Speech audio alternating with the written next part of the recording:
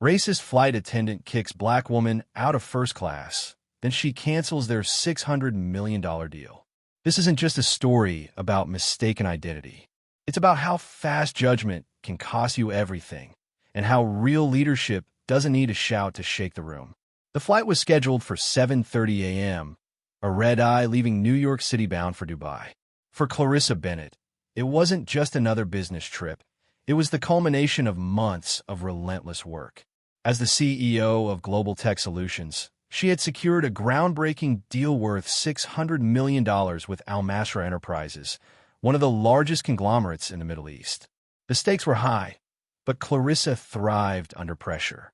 Her confidence radiated as she strode through JFK Airport donning her tailored navy suit, designer heels clicking against the polished floor. Clarissa had booked first-class tickets because she knew this would be a long flight, and she needed rest before meeting her potential partners face-to-face. She handed her boarding pass to the gate agent, who scanned it without comment. Everything seemed routine until she stepped onto the plane. That's when things took a turn.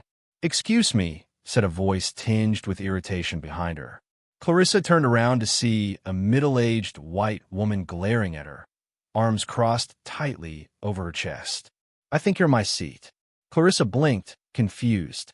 "No, I'm pretty sure this is mine," she replied calmly, glancing down at her ticket again. "Seat 2A, right by the window," exactly where she was standing.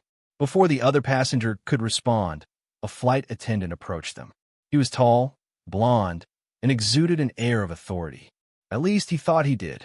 "Is there a problem here?" he asked, his tone already implying fault on someone's part. "No problem at all," Clarissa assured him. "I'm just taking my assigned seat."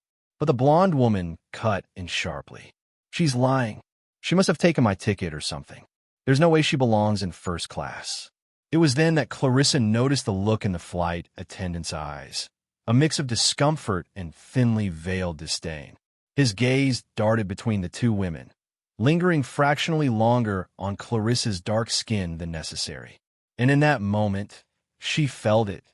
The subtle shift in energy, the unspoken assumption that somehow she didn't belong. "I'll take care of this," the flight attendant announced firmly, turning to Clarissa. "Ma'am, if you'd like to move back to economy, we'll gladly assist you." Clarissa froze. Her jaw tightened, but she kept her composure. "I believe you misunderstood. I have a valid ticket for this seat. Would you mind checking it yourself?" He hesitated, clearly uncomfortable now. But instead of verifying her claim, he doubled down. "We receive complaints, ma'am.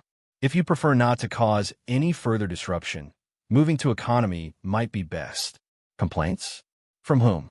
The only complaint came from the entitled blonde, still standing nearby, arms folded like some self-appointed guardian of airline hierarchy.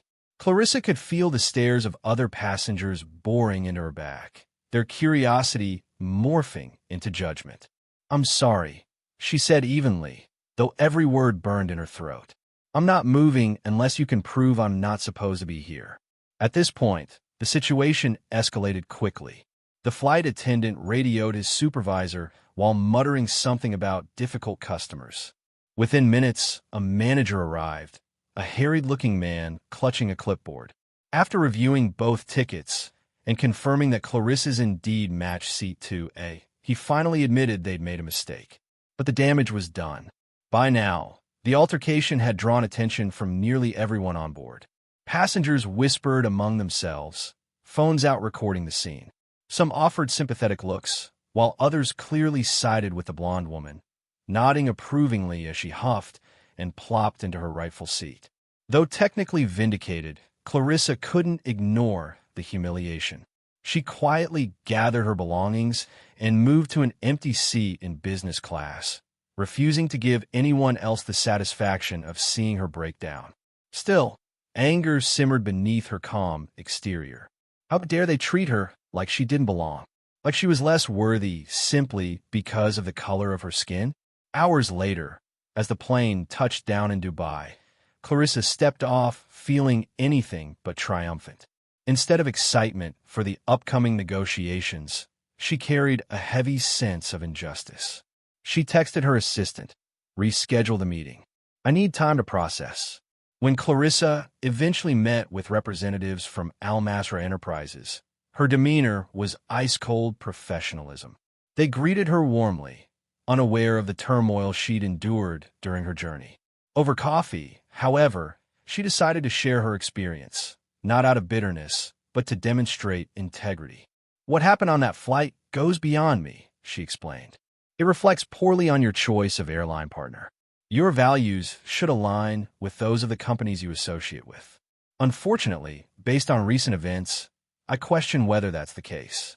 Her words hit like a thunderclap. The executives exchanged uneasy glances. One of them leaned forward cautiously. "Ms. Bennett, are you saying this incident affects our deal?" "It absolutely does," Clarissa replied without hesitation. "If your organization truly prioritizes diversity, equity, and inclusion, then continuing this partnership sends the wrong message.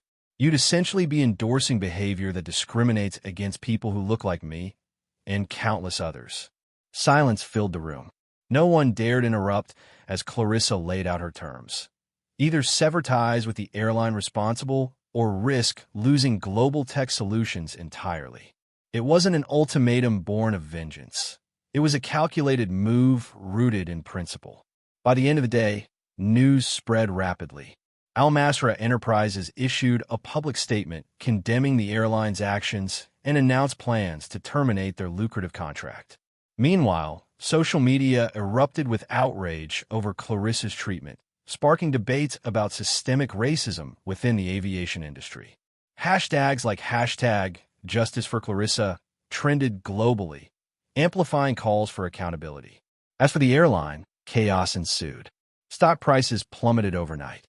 Executives scrambled to contain the fallout, issuing groveling apologies and promising reforms. Yet none of it mattered to Clarissa. She'd proven that power lies not in shouting loudest, but in wielding influence wisely. What happened next transcended the initial confrontation. Clarissa's decision to cancel the $600 million deal became a watershed moment, forcing industries worldwide to confront their own biases. Companies began conducting internal audits, reviewing hiring practices, and implementing mandatory diversity training programs. Influential figures praised Clarissa's courage, calling her a trailblazer for modern activism. Meanwhile, the airline faced mounting pressure. Employees spoke out anonymously, revealing a toxic culture of discrimination that extended far beyond the incident involving Clarissa. Stories surfaced of passengers being racially profiled, staff members facing microaggressions, and policies favoring wealthier, predominantly white clientele. Investigations launched, leading to multiple firings, including the flight attendant and his supervisor involved in Clarissa's ordeal. Even the blonde woman, whose initial accusations sparked the chain reaction, found herself at the center of scrutiny. Though never formally penalized, her name became synonymous with entitlement and privilege. Social media users dissected her behavior, questioning why she felt entitled to challenge someone else's presence in first class simply based on appearance. For Clarissa, the aftermath brought both challenges and opportunities. While some criticized her decision as overly punitive, others hailed her as a hero. Speaking engagements poured in, each offering a platform to discuss racial bias and corporate responsibility. She used these moments to advocate for systemic change, urging businesses to prioritize inclusivity not as a checkbox exercise, but as a core value. Looking back, Clarissa often reflected on the irony of the situation. Had the flight attendant simply verified her ticket without jumping to conclusions, none of this would have happened. A simple act of professionalism could have prevented millions in lost revenue, countless jobs jeopardized, and irreparable damage to reputations. But perhaps that's the point. Prejudice thrives in haste, in the absence of thoughtful consideration. It preys on assumptions, feeding off stereotypes perpetuated by society. And once unleashed, it leaves devastation in its wake. Clarissa's story serves as a stark reminder that leadership isn't defined by titles or wealth. True leaders stand up for what's right, even when it's inconvenient. They recognize the humanity in others and refuse to let fear or ignorance dictate their actions. Most importantly, they understand that justice isn't always loud. It's often quiet, deliberate, and unwavering. Because sometimes, canceling a $600 million deal isn't just about business. It's about sending a message loud and clear. Racism has no place in our skies or anywhere else. Months after the incident, Clarissa found herself invited to speak at conferences, universities, and corporate seminars around the world. Each venue buzzed with anticipation as attendees eagerly awaited her insights. Her speeches weren't fiery rants or calls to arms. Instead, they were measured reflections on the importance of empathy, accountability, and action. One particularly poignant moment occurred during a panel discussion at Harvard Business School. When asked what advice she'd give to future leaders, Clarissa paused before answering. "Power comes with responsibility," she said. "Use it wisely. Whether you're running a Fortune 500 company or managing a small team, your decisions shape lives. Always ask yourself, am I making choices that uplift others or tear them down?" Her words resonated deeply, especially among younger generations eager to build a fairer, more equitable world. Many cited her courage as inspiration for pursuing careers in advocacy, law, and politics. Clarissa became a symbol of hope, a living testament to the fact that individual actions can spark monumental change. Years later, the airline at the heart of the controversy underwent significant transformation. Under new leadership, it implemented comprehensive diversity initiatives, including partnerships with organizations dedicated to combating racism. Its fleet featured redesigned interiors adorned with messages celebrating unity and inclusion, a stark contrast to the hostility Clarissa had encountered years prior. Clarissa, meanwhile, continued to thrive professionally and personally.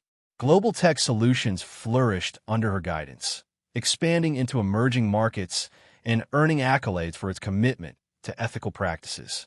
In interviews, she remained humble, crediting her success to resilience and faith in the greater good. Yet despite her achievements, Clarissa never forgot the pain of that fateful flight.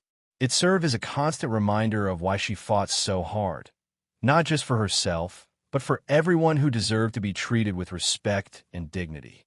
And so, her story lives on, not merely as a cautionary tale about racism, but as a beacon of hope.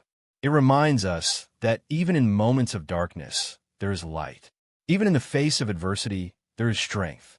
And even when the odds seem insurmountable, there is always a chance to rise above. Because true leadership doesn't shout to shake the room. It whispers, and the echoes last forever.